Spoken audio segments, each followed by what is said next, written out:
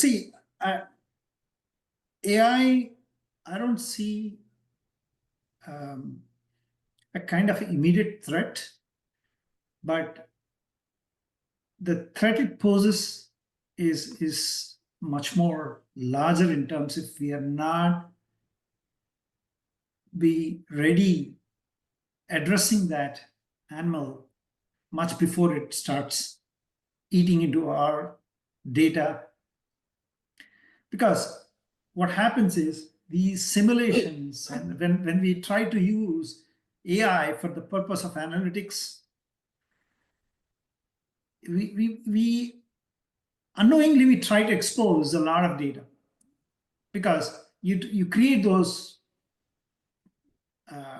frameworks and say I'm feeding this data into my AI engine, and then you assume that AI engine is the purest one and is not sharing with anyone, and you're getting it back.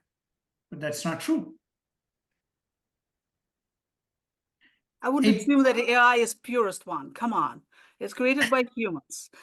I don't think anybody assumes that. No, but so that's the reason for why I'm saying, people have to be conscious before putting in patient information in for any analytical data. It has to be largely done in a model where you can process it on-prem, or use a model that kind of uses only or exposes only data that is not involving PII or any of the HIPAA information. So you have to tame it. It needs some time, but don't have any adrenaline rush in exposing your data into an AI engine. I'm not saying don't rush into that, but be slow without having proper governance in place. What you want to do, do's and don'ts of data processing in AI engines are to be defined clearly by your institution. Otherwise, risk factors are tremendously high.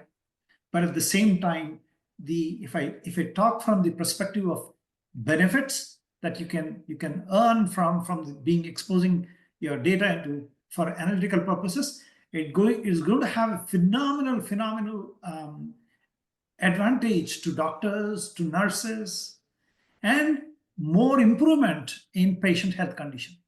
Because your data is now, you have the, what you call the cleanness of the data, that you can use it and analyze and be ready to kind of make some positive recommendations to the patient. So this is going to help on the other side.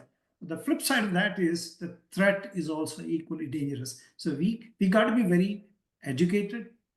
We have to understand what this animal can do, and how do I make myself aware of managing and working with this animal without the with the realization that there is a threat. And what is that threat? How do I overcome the threat?